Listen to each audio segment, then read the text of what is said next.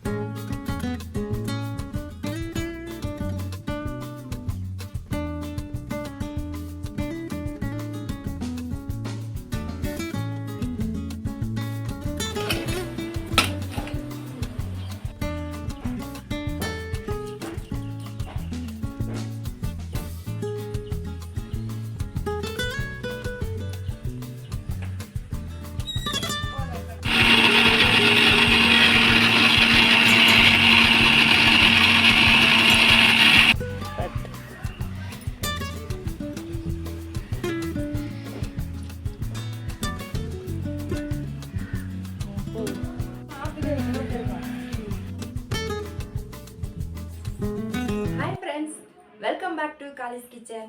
எல்லாரும் எப்படி இருக்கீங்க? நல்லா இருக்கீங்களா? இந்த நாள் இனிய நாளாகாம எனது வாழ்த்துக்கள். இன்னைக்கு நம்ம பார்க்க போகிற வீடியோ என்னன்னு சொல்லி பார்த்தீங்கன்னா, ஹேர் ஃபால் வந்து சுத்தமாக கம்ப்ளீட்டாக குறைஞ்சி முடி எப்படி நீளமாக வளர்றதா பார்க்க போகிறோம். நான் என்ன யூஸ் பண்ணுறேன், எப்படி யூஸ் பண்ணுறேன்னா உங்ககிட்ட ஷேர் பண்ண போகிறேன். வாங்க வீடியோக்குள்ளே போகலாம். வீடியோக்கு வர்றதுக்கு முன்னாடி ஒரு லைக் போட்டு உள்ளே வாங்க. இந்த விளாக் பார்த்தீங்கன்னா சண்டே மார்னிங் எடுத்தது.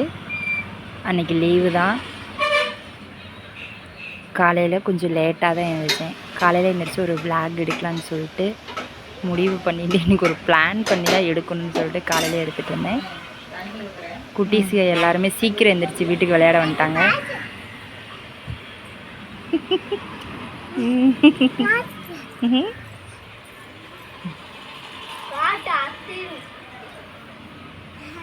எல்லோரும் வீடியோவுக்கு ஒரு பாய் சொல்லிவிட்டு எல்லாம் மண்ணில் தான் விளையாண்டுறாங்க. மொபைலில் பிடுங்கன்னா மண்ணுக்கு தான் போகிறாங்க, வேறு வழி இல்லை. இன்றைக்கி வந்து மட்டன் சிக்கன் எதுவும் எடுக்கலை. ஏன் ஸோ ஏதாவது ஒரு எம்டி பிரியாணி மாதிரி வச்சு முட்டை வணக்கி கொடுத்துர்லான்னு சொல்லிட்டு ஒரு ஐடியா இருந்துச்சு. சாயந்தரம் வேணால் சிக்கன் மட்டன் ஏதாவது எடுத்துக்கலான்ற மாதிரி ஒரு பிளான் இருந்ததுனால காலையில் வந்து வெறும் எம்டி பிரியாணி மட்டும்தான். எப்பவும் போல் எண்ணெய், கடுகு, கருப்பு, பட்டை, சோம்பு எல்லாம் போட்டு தாளிச்சு விட்டாச்சு. ஒரு பெரிய வெங்காயம் நல்லா கட் பண்ணி போட்டாச்சு. 2 பச்சை மிளகா அம்மா கீரி போட்டிருக்குறாங்க. அதுக்கப்புறம் பார்த்திங்கன்னா ஒரு 2 தக்காளி. இதை வந்து நம்ம அரைச்சி சேர்க்குறதுனாலும் மிக்ஸ் பண்ணிக்கலாம், இல்லை அப்படியே போட்டு வதக்கிறனாலும் வதங்கிக்கலாம். நல்லா கனிஞ்ச பழமாக இருந்துச்சுன்னா நம்ம வந்து அரைச்சி மிக்ஸ் பண்ண தேவையில்லை, அது வந்து நல்லாவே இதாயிரும். இஞ்சி பூண்டு பேஸ்ட் எல்லாம் மிக்ஸ் பண்ணதுக்கப்புறமா மசால் பொடி, பிரியாணி மசாலா தான். நம்ம அரைச்செல்லாம் வைக்கல, கடையில் வாங்கி தான் யூஸ் பண்ணுறது. அப்புறம் தேவையான அளவு உப்பு. நல்லா குழஞ்சி வந்ததுக்கப்புறம்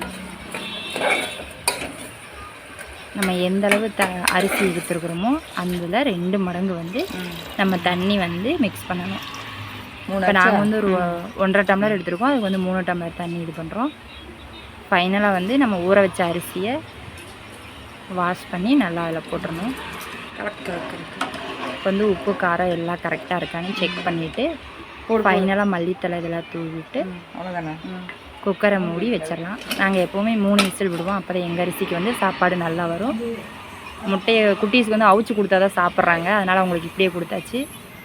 இந்த முட்டை தோலை வந்து வேஸ்ட் பண்ணாமல் நாங்கள் ஒரு வீட்டுக்கு முன்னாடி இடம் இல்லை, ரோடு தான் இருக்குது. பின்னாடி ரோஜா பூச்செடி வளர்க்குறோம், அதுக்கு தான் வந்து போட்டுட்ருக்கேன். நல்லா அது பூ வச்சிட்ருக்கு. நான் வச்சுருக்கிற ஒரு ரோஸ் கூட இந்த செடியிலேருந்து பிடுங்கினா தான். நான் பறிக்கிறப்போ இன்னொரு நாளைக்கு வீடியோ காமிக்கிறேன். இப்போ தான் கொஞ்சம் கொஞ்சமாக தலையெல்லாம் விட்டு பூ பூக்க ஆரம்பிச்சிருக்கு.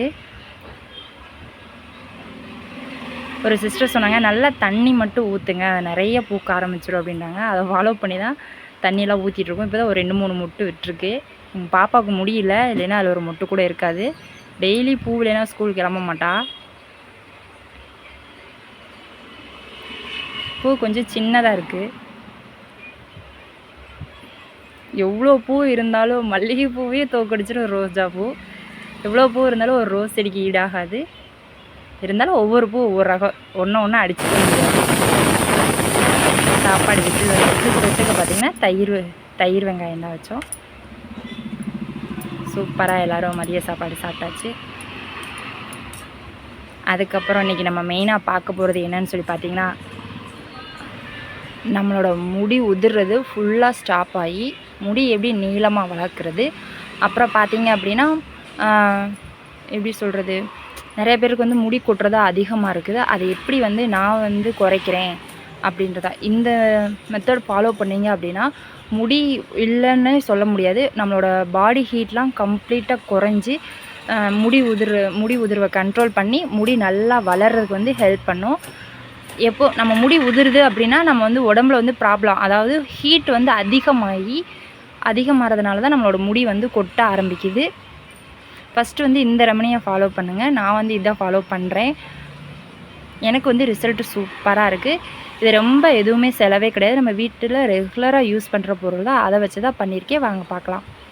ஒரு 2 ஸ்பூன், என்னோடய தலைக்கு வந்து 2 ஸ்பூன் 3 ஸ்பூன் அந்த மாதிரி ஊற வச்சுக்கலாம். நைட்டே வந்து வெந்தயத்தை நல்லா தண்ணி ஊற்றி நல்லா ஊற வச்சுருங்க.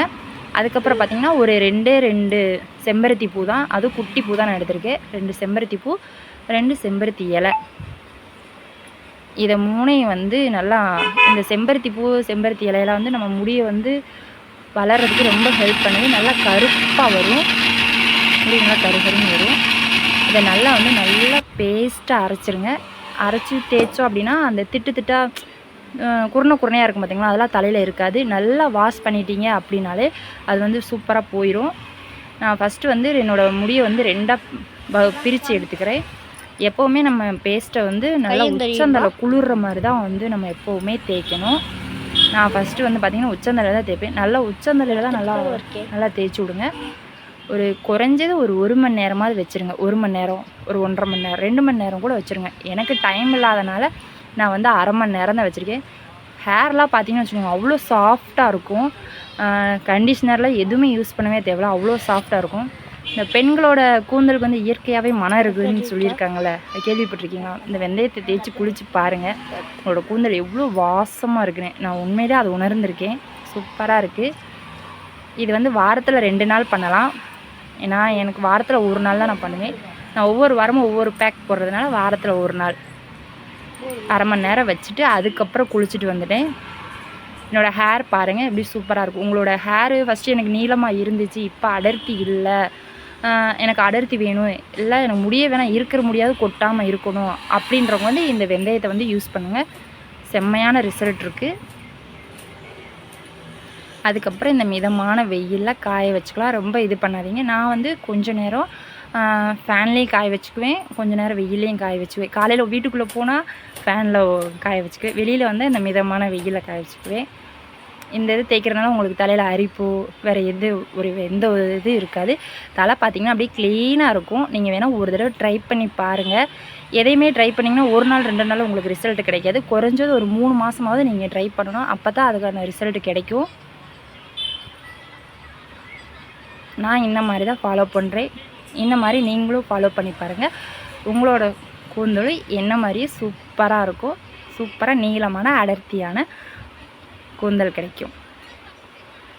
ஓகே, பாய்.